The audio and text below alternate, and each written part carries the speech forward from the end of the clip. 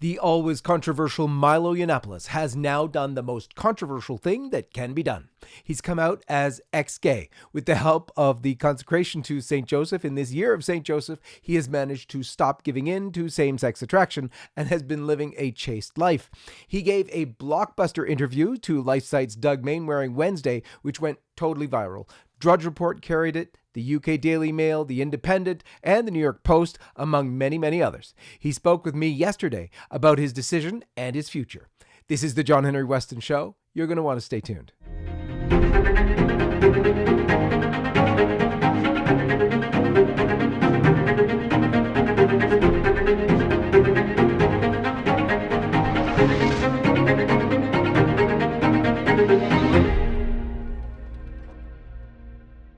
Before we begin, let me remind you to go direct to LifeSiteNews.com to keep up with all of our video and news offerings. Go direct to LifeSiteNews.com and click on the subscribe button at the top right-hand side so you won't miss a beat of news on life, faith, family, freedom, and culture.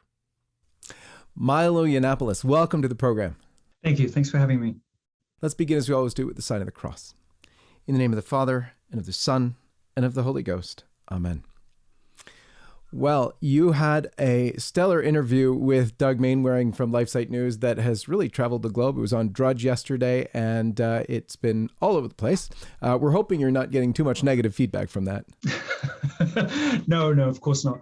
I congratulate you on your timing. You may or may not have known this, but there is a little conflagration happening on social media with regard to the idea of being super straight at the moment. It's just sort of bubbling up from the deep, dark recesses of the right-wing internet.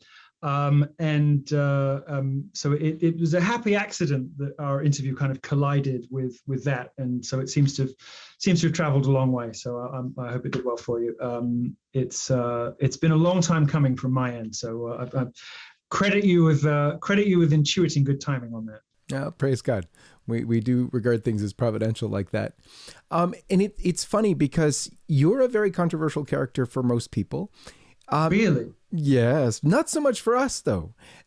In fact, you had sort of a Catholic understanding of many things. But of course, you had the same kind of idea, I guess, as St. Augustine did. Yeah, I want to be faithful, just not yet. But not yet. Yeah, I remember your interview with Michael Voris along those same lines. It was only 2 years ago. You said in that interview it would be 5 to 10 years, and then you'd be in. I think anybody who's been reading me for a long time will have seen this coming. And it was 2015-16 that I was giving college speeches saying Catholics are right about everything. I think anybody who lives with integrity, who believes what they say, and I do certainly aspire to that, at some point has to start walking the walk. And I have felt compelled in this direction for a long time. I have felt drawn.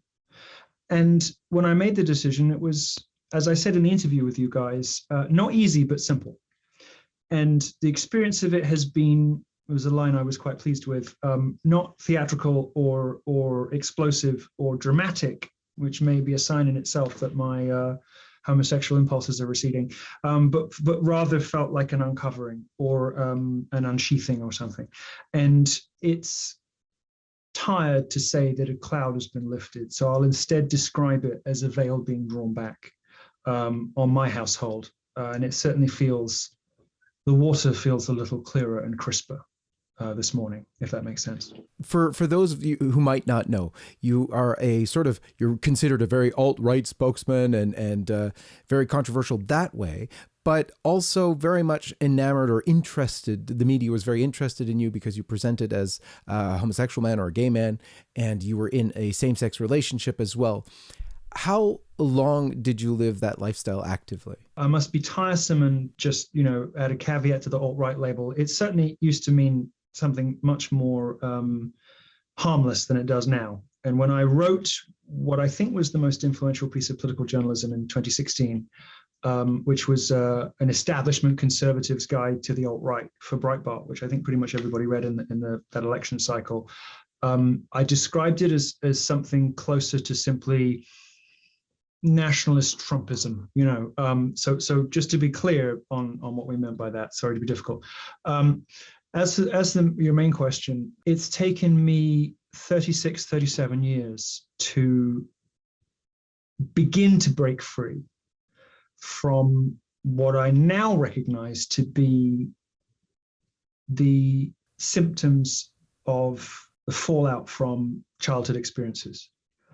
And I think the central problem with trying to explain to people who have accepted the born this way propaganda, and I've always known it was that, but the central problem is explaining to them how it can be that something that they feel is a natural part of them can in fact be a cluster of symptoms from childhood abuse or from childhood trauma, let's say, trauma.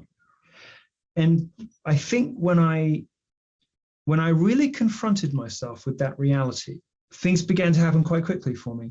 And that, I've always sort of known it, but I've always also thought, I guess, that part of my superpowers were drawn from it. I've always thought of myself as a kind of creature of darkness who fights for the light, if that makes sense.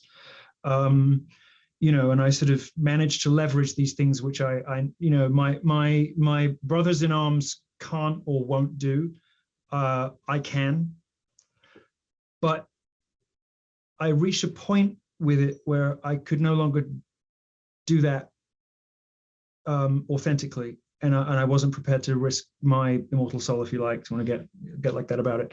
I kind of felt like I'd gone as far as I could with that particular set of weaponry, and that something different was being called for now, and something different was being expected of me now. Once I really confronted myself with that, it all sort of fell into place quite quickly. And it was certainly very useful and powerful for me, you know, 5 years ago to do all of that. But it doesn't have the same resonance now. And I look at my creations, I look at Turning Point USA, Lady Marga, and entities like that. And they say all revolutionaries grow to hate their children, right? You know, I look at this, I look at what I created now, and I shudder in horror and grief, honestly.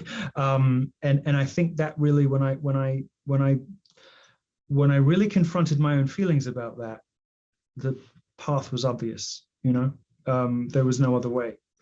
So that's what I mean by not easy but simple. It's very interesting. You mentioned about the childhood traumas and so on, and you yourself experienced it is one of the most common traumas of people with same-sex attraction, that they were abused as children, or in addition to overbearing mothers, which might be another component of my own etiology.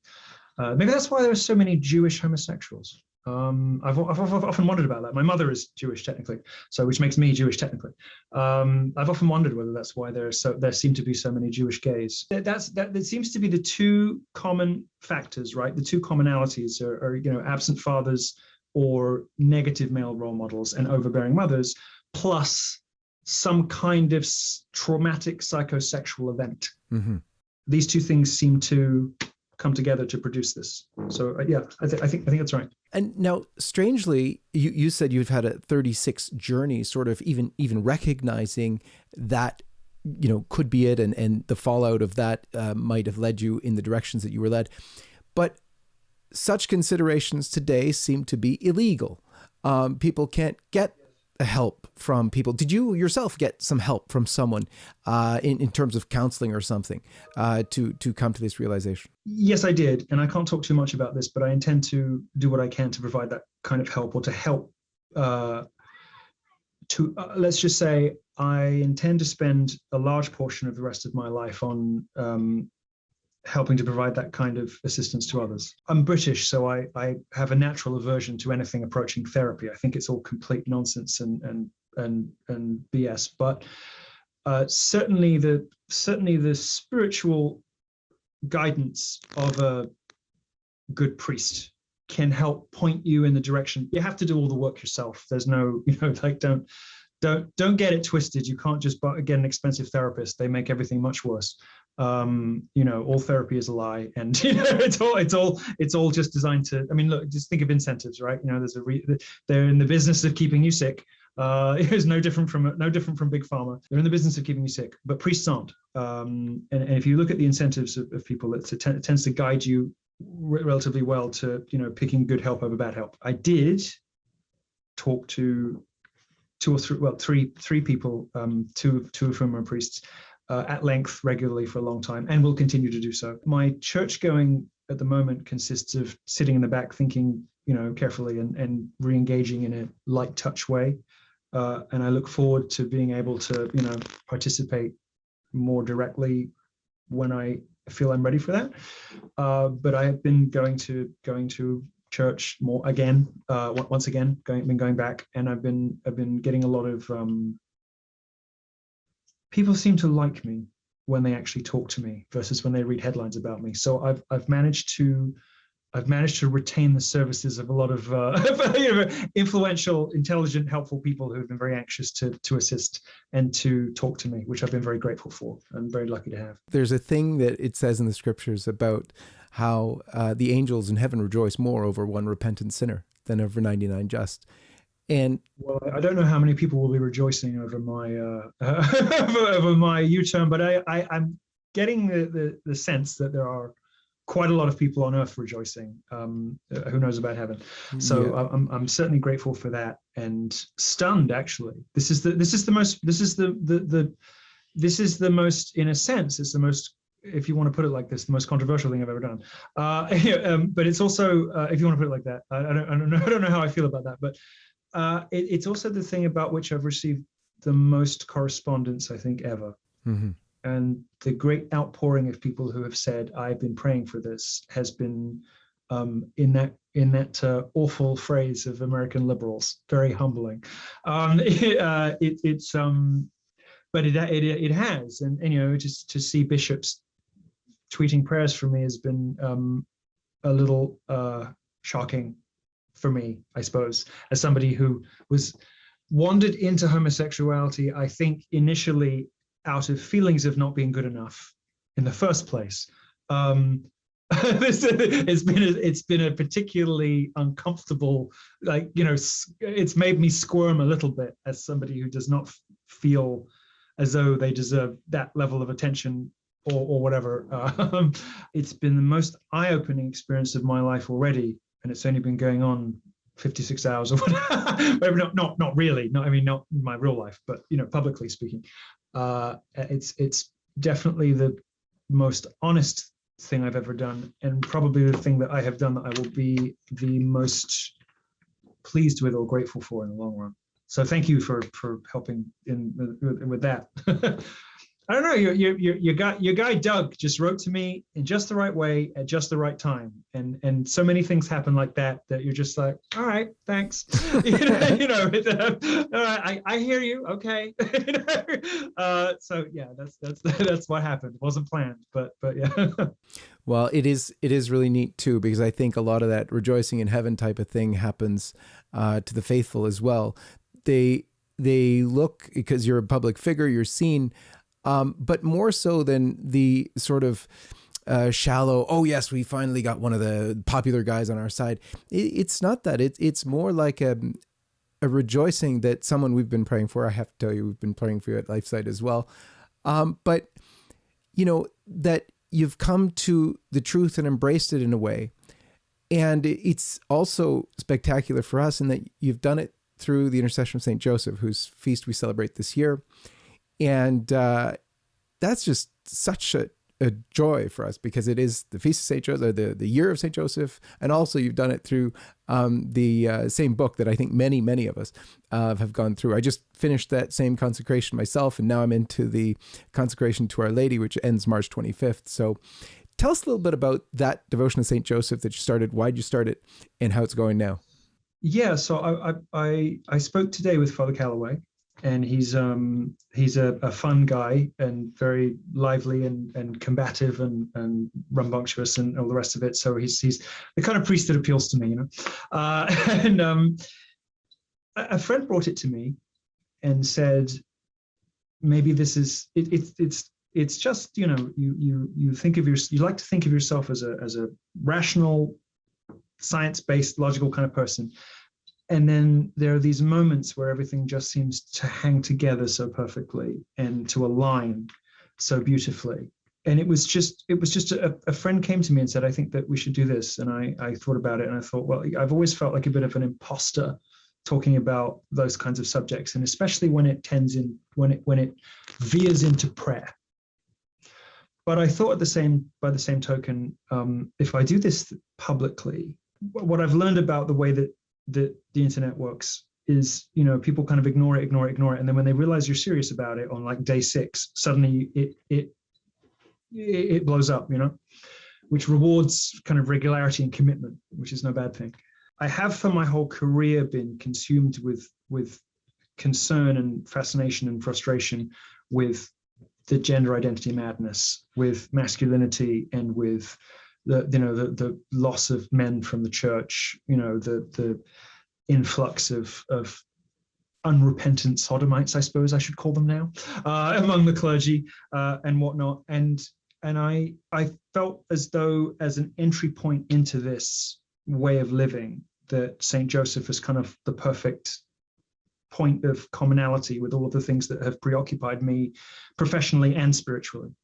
As, you know, the patriarch, as the spiritual father, as, you know, the head of the Holy Family, as, you know, and I know that a lot of people have come to, if you talk to nuns or you talk to priests and you're, you know, a philanderer, or they sense that you spend a lot of time in the gym, or you are in some other way have some sort of runaway sexual appetite as a man, they will often encourage you to come to Christ through St. Joseph, because of, you know, his perfect representation of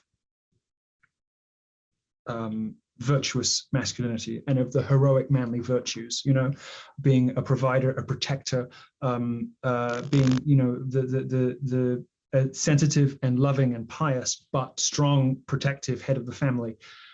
That's what I've always aspired to be professionally, to the disaffected young men that I've always been speaking to through my journalism, whether I'm talking about men who give up on women and, you know, and disappear into porn and video games, or whether it's Gamergate, the, you know, whatever, or whether it's the Trump stuff, which, you know, all of the Trump meme, you know, magic was driven by disaffected young men. And a lot of the same people who are now looking for spiritual answers, because there's this huge religious revival among young conservatives at the moment, who unfortunately are looking at the Catholic Church and seeing a sick, you know, corrupted, degenerate institution and saying nope, and instead, you know, looking east and getting drawn into, you know, the Eastern Orthodox Church, and it's, well, close enough. I felt that he was the perfect person for me to do this with publicly, because it just seemed to be very congruent with how I feel about what's lacking in the world and what I would like to see more of from myself. So that's I don't know if that's a very good answer, but lots of discordant wind chimes kind of, you know, lined up for me, and and then a friend just sort of said, "Shall we do this thing?" And I said, and I thought about it, and I said, yes, we should do this thing. You're always a conundrum for liberals, because everyone says not to proselytize. For me too. I mean, there's your friend with perfect proselytization.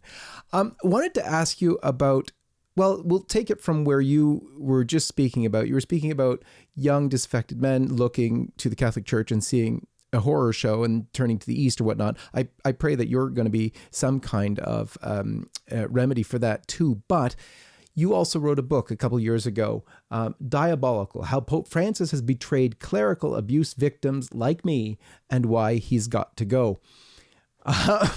You did have a flair for the dramatic in your headlines, but I mean, it's, I guess, very accurate. What can you say about that? And what do you say about that now, post kind of conversion in a way? I consider the cover-up, systematic, purposeful, deliberate cover-up on an industrial scale of abuses to be equal in magnitude, in moral horror to the abuses themselves, which is a big thing to say. which will upset a lot of people. But Pope Francis has now, it is a matter of record, been responsible for some of those cover-ups.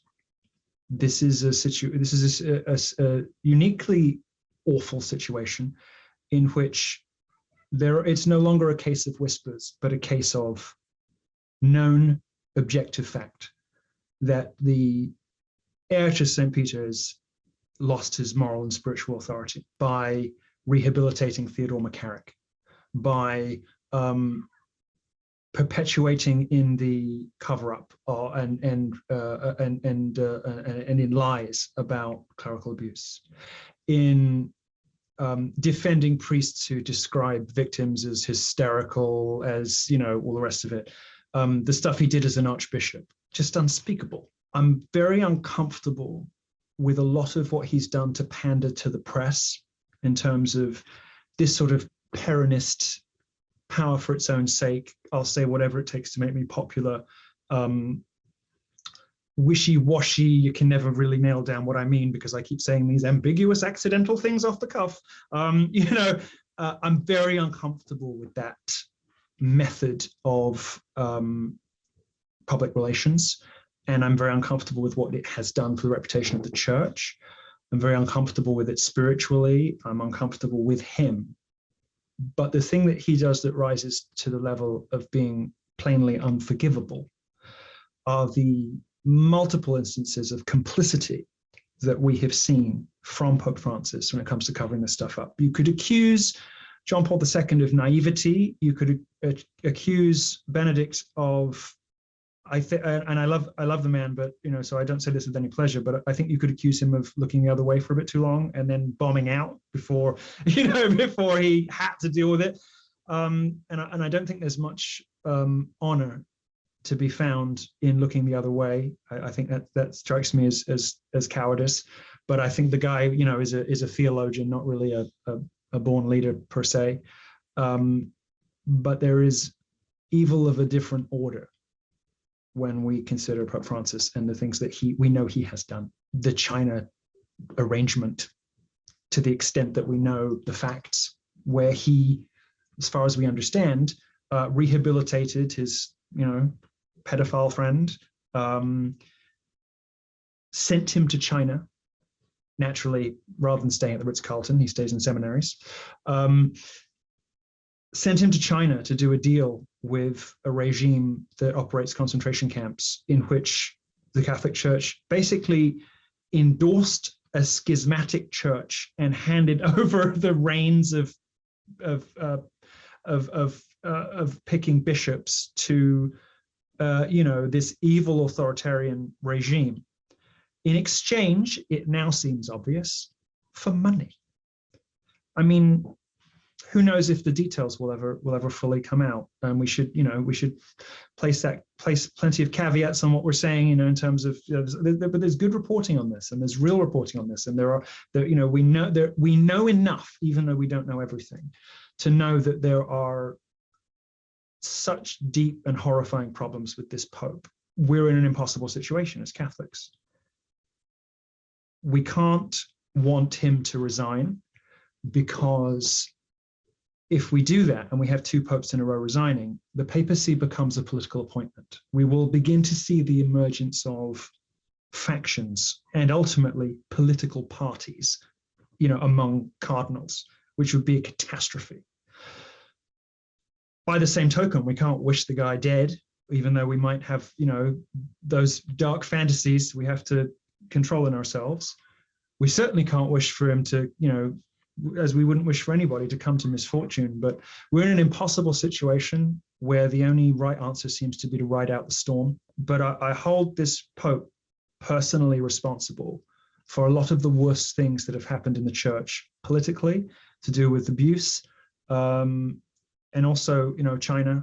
He is personally responsible for enough wickedness in this church that I quake for the future of the magisterium if he's not replaced relatively soon. Right. Well, we can do one thing still. We can still pray for his conversion, and we do that at LifeSite every day. You said unforgivable, and I don't know if you really meant that. Because no, I don't. But yeah. no, I don't. But I think that it's okay to use casually speaking. I think if he were to, unlikely to be forgiven is perhaps more accurate, since I don't think that the man is capable of the kind of introspection, self-awareness, and contrition that would be necessary for real forgiveness. I don't think the man is prepared or remotely willing or motivated to admit what he's done wrong and attempt to make it right. I think that he will continue to get away with whatever he can get away with for as long as he can get away with it until he is in a coffin. And so I think perhaps more accurately, it's more accurate to say that he's unlikely to be forgiven. Makes me sad. I mean, I like to think of myself as on a better path now. Although I think of myself as think of myself as a man with great talents and correspondingly great flaws, and that's a complicated and difficult place to live. But I expect better from my church. And when I am speaking on college campuses with more vigor and vim and even fire and brimstone about abortion than any bishop in the United States has ever spoken in public about abortion, I expect better. I expect a lot better. And the funny part is, here you are still in the church. You've looked at the most horrific things in the church. And you describe a lot of people, young men, having looked at it and left and run maybe the other way. Yet you've not only stayed, you've embraced it in a more real way, even now. Well, things don't stop being true just because the church is in a bad place. It's in a bad way. I mean, let's face it, the church has always been in a bad way. This is the rickety ark on which we sail, right? And there are beautiful, brand new 300-foot gleaming white yachts everywhere around us with pretty girls and hot tubs and champagne. And it would be easy for us to dive off and go to one of them. But after the tempest, after the storm, after the hurricane, this rickety, stinking, hideous looking ark is the only one that will still be afloat. And you only have to look. I think people with short memories sometimes, they get caught up in the hysteria, and that's certainly something that anyone involved in American politics is vulnerable to. I mean, you only have to look back to the Borgias and the Medicis to realize that the papacy has always been a mess. The Catholic Church has always been a mess, but somehow it endures. And I think the only way that it could possibly endure is that it for all of its grievous faults, envelops a truth that can never really be suffocated, a light that can't be extinguished, if you like. And that's the only thing that keeps it afloat. And it doesn't really deserve to be afloat, but it is afloat because of the truth that it holds in trust. And this is, that I guess makes Pope Francis a lot more endurable. One of the things that you're going to be hated for now, on top of everything else, is that you're proving a lie to the falsehood that you're proving it's a lie, that you can't change. And I know you're on a journey, and I know you're counting days, which I think is a great way for accountability, nonetheless, public accountability even.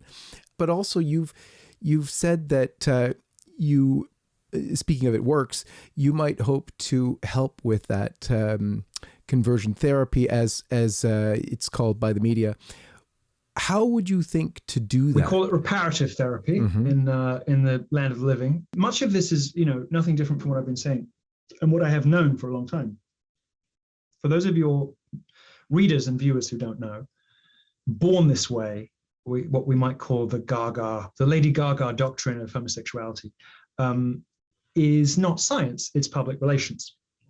When you look back to the 80s and 90s, and the religious right were describing homosexuality as a sinful lifestyle choice. Now, the idea there is the idea behind a lot of what we talk about when we talk about sin, loving the sinner and hating the sin. This concords, by the way, very closely and neatly with modern psychology, which sees people as messy bundles of competing desires and drives, and which prefers to to see people as what they do and how they act rather than what they are. So this is why sometimes on forms you will see, instead of gay men, you'll see men who have sex with men, right? Which is a very kind of clunky, modern, awkward way of saying that we prefer to think of people now as what they do, right? There was a really clever response to this, a response that worked from the gay lobby and from the left in the 80s and 90s. They said, well, okay, well, if this is a sinful lifestyle choice, well, we can't really beat them on their own terms because they kind of got the sin thing like down. And so what do? Well, we'll say that it's like being black or like being a woman. It's what you are. You're born like it. So we'll invent this thing called the gay gene, and we'll say that you're born this way, so that anybody who criticizes or seeks to help you out of this way of life is just a bigot. They're just a hateful bigot. They're basically the same as a racist. Quite brilliant, and it worked. The problem is that it's not true. And what we know for sure about sexuality is fairly thin on the ground, partly because for the last 30 years, it's been almost impossible to do honest research about the origins, about the etiology of homosexuality, unless you're already begging the question by saying you're going in search of the gay gene or whatever. What we know for sure is that people can be born with a variety of different predispositions. Some people are born with a heavy, strong predisposition toward homosexuality. Some people are born with none. And no matter what happens to them in adolescence, they're just never going to be gay. Other people, almost anything could happen, and they will probably end up that way. Almost everybody else is somewhere in the middle.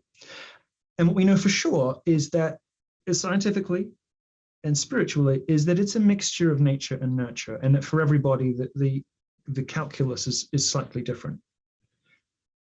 What we are on the verge of being sure of is that both the nature and the nurture are necessary conditions, which is to say, the element of sexual orientation, which is environmental, which is based on nature and not nurture, can be unraveled.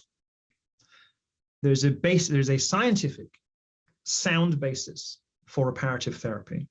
When you understand, which is the scientific consensus, that sexual orientation is a mixture of nature and nurture, and that these two things are both necessary conditions.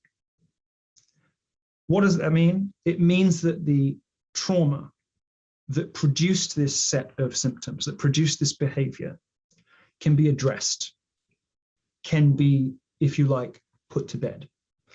And that even though somebody may have lifelong predispositions, that they can at least not give in to them, and at best, even live a full life in the other direction. I have discovered this by living it. I have discovered it because I am somebody who has, let's say, a surfeit of self-awareness compared to most people. And I understand how difficult it is it's my curse and my boon, you know, having this great self-reflection.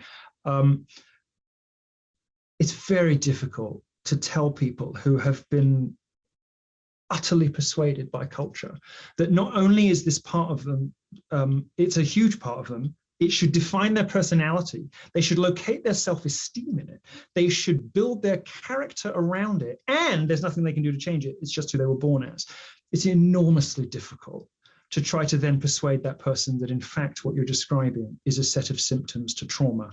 It's like a scab that must heal, which can't heal if you keep flicking it off. But that's what it is. And that's something that I think I have a gift as a communicator, and I don't want to presume to call myself a teacher of any kind, but I think as somebody who is persuasive and is listened to, and people seem to go away and think about what I say, I think that I can help more people come to realize that. And if I can, that I should.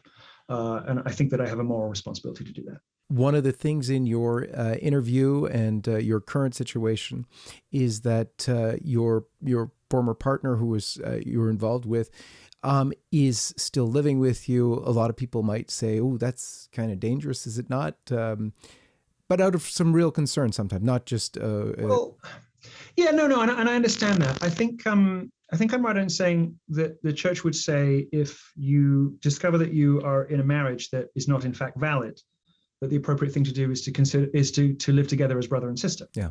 Obviously, it's not directly comparable, but living as brothers is the best way that I can describe what is happening to me. And if that becomes a problem, then it's a problem that will be remedied. Are you willing to, like, you're obviously willing to give up so much. You know you're going to get it for this from the left and from the right, strangely from the Republican right that will come for you because they have made a happy medium between being fiscally conservative but pro-LGBT. Even Trump himself pushed in that direction. Oh, he's always loved the gays. Trump loves the gays. He's an entertainer. He likes entertaining people. I mean, it's no great surprise. They don't scare me. Right. Nobody's scared. Nothing scares me. I mean, look, I'm British. You understand this as, I think you're in Toronto, right? So you have like 1 foot in the empire and 1 foot in America. Well, me too. And sorry, we're supposed to say Commonwealth these days. I view American public life with a healthy sense of ironic detachment. And I am not intimidated or scared or or put off by fulminating, National Review writers. Well, not National Review anymore. Commentary or whatever. These supposedly influential Washington. They don't mean anything to me. They're not real to me. They're just another form of sprite. They're just more demons on level 27 to take out before you can ascend to the next level of the game. They're sometimes well-intentioned and sometimes not, but they're all misled and misleading, and they don't intimidate me. They don't scare me because I don't allow myself to take them seriously. Not to say that they're not fearsome adversaries ideologically. They run the world after all.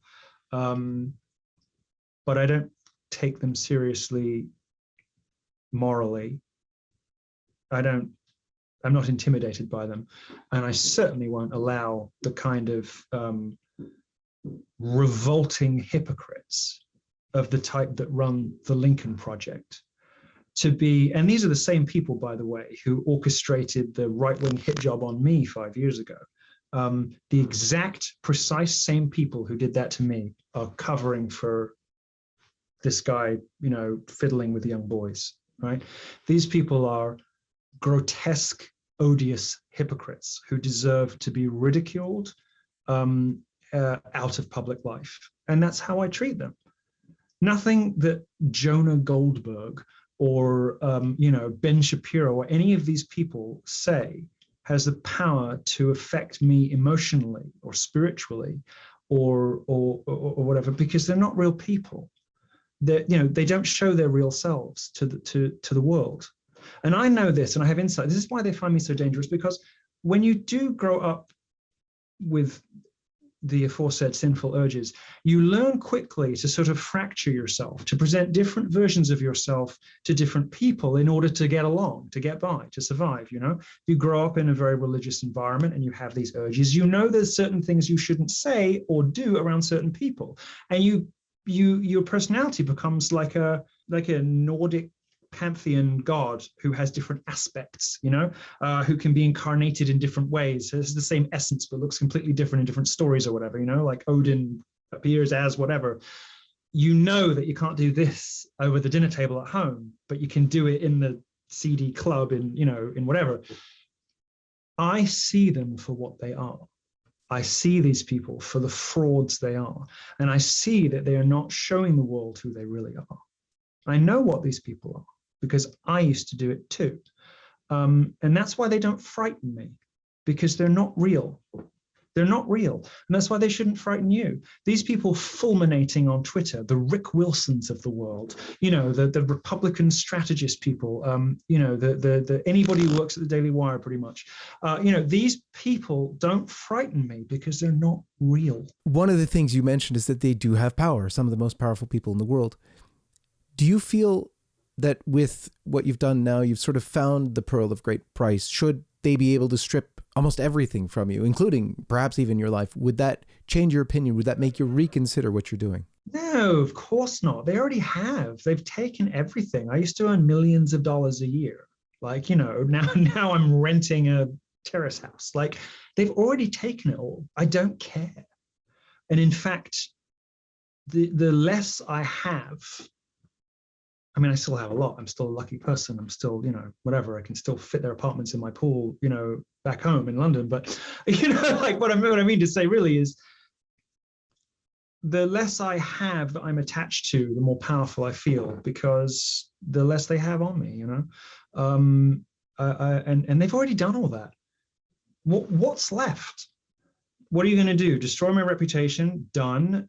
Impoverish me? Done. Deplatform me? Done. What else is there? They have no power over me. And in many ways, as the most censored and deplatformed person in the world, I'm also the freest person in the world, which comes with its own new set of peculiar responsibilities and challenges. But I can say anything. I can say anything. And so great is the consensus to blacklist me and pretend that I don't exist on the right and the left. I can do anything. They won't even report on it. You won't see it anywhere. I could say anything. I could do anything. I could become the hateful racist bigot that the left has been calling me. They won't even report on it now, because saying my name, you see, these people are, this is how you know that they're servants of darkness. They believe in spells. They believe in magic. Saying my name is casting a spell that they don't want to cast, right? This is how they view the invocation of certain people's names, as casting spells. They don't want to give me power by saying my name. That's what cancel culture is. It's magic. It's about banning certain spells. That's what cancel culture is. So great is this is like the ultimate, this is the witches' council, has a charm on the world. If anybody uses this spell, they're immediately notified and they all show up at the front door to kill the witch. That's what I have on me, right? That's what there is attached to my name. Nobody will dare speak it. And that's enormously powerful, because it gives me breathing room to tell the truth, to say what I want to say. I don't have to watch my words. I can't get an agent, and I never will again. I can't get a PR company, and I never will again. I can't get anything, and I never will again. So I don't have to worry about anything. I can just tell the truth. Yeah. And so I've spent the last 5 years in sort of, semi-enforced, semi-on-purpose retirement, thinking about what my next chapter is going to be. And it is now emerging to me. It's now becoming clear. And it's just as I'm finally, and it's no consequence and no accident, I'm sure, no coincidence is what I mean. No coincidence that just as things are becoming clearer for me spiritually and personally, that things are becoming clearer for me professionally too. And so this time out that I have spent semi-on purpose, semi-enforced, has been exactly the right thing to do, because now I have my next chapter, which in many ways makes me more terrifying and dangerous and powerful than ever before, because it strikes straight at the heart of the, globo homo establishment, whatever. This is, in a way, much more threatening to them than anything I've ever done before. Saying to them, I'm going to take your toys away. These heterosexual, liberal white women who are the root of all madness in America. They're the ones who make gay pride a thing. They're the ones who make drag queen story hour a thing. These lonely housewives who want a gay best friend. It's straight white liberal women who have ruined America. And those are the people. I'm going to take your toys away. I'm going to take your gay best friends away. And that is so much worse than anything I've ever done to them before. But that's what's coming, and that's what's happening. And I'm pushing it against an open door, because as maligned and as ridiculed as reparative therapy is, the demand for it has never been greater. And especially among young men, especially among Gen Z, right? And I have a moral responsibility to be at the heart of it. So that's the next 5-10 years of my life. That is awesome, because now with it being illegal, there's a new rebellion that can be had. It only makes it more fun. It does. It does. Milo Yiannopoulos, I'm very happy to say your name. Thank you for being with us in this episode of the John Henry Weston Show. Thank you, and God bless you. Thank you. God bless you, and God bless all of you, and we'll see you next time. Hi, this is John Henry Weston, the co-founder and editor-in-chief of LifeSiteNews. I'm coming to you today because we want to be sure that we're communicating clearly with you, our loyal followers. Things are really heating up, as I'm sure you can see. Christians, conservative truth tellers are being targeted, are being banned from social media platforms like Facebook, Twitter, YouTube, and Instagram at an alarmingly fast rate. They are attempting to suppress any narrative that does not fit that of the mainstream media. We knew this day would come. We have been warning everyone who would listen and attempting to build up alternative platforms to continue to reach you. We have established ourselves on all sorts of platforms I'm going to explain in a minute, but the most important thing to do is come direct to LifeSiteNews.com, because there we will always be.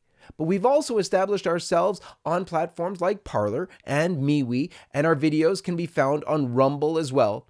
We would love to see each of you on those platforms too, as they are not censoring or suppressing the truth that we are sharing every single day. More than these alternative social media platforms, we highly encourage you to subscribe to our email newsletter. We have really built up a large list of loyal readers on our email marketing platform, and we have prepared several backup plans for, well, I want to say if, but it's really when, we are removed from our current platform as well. Additionally, I really encourage you, as I said before, to make it a regular habit to go directly to LifeSiteNews.com. Make it your homepage. While all of these different platforms are an excellent way to curate your news, going directly to our website means that you will never encounter any censorship or sudden loss of LifeSite News reporting.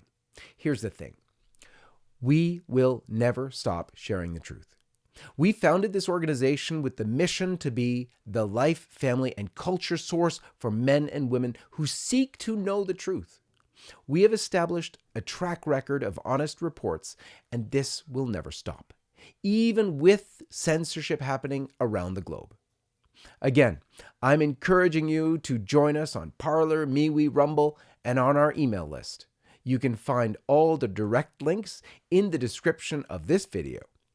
May God bless you and keep you, and we are so thankful that you've chosen to follow and support LifeSite News. I'm John Henry Weston, co-founder and editor-in-chief of LifeSite News.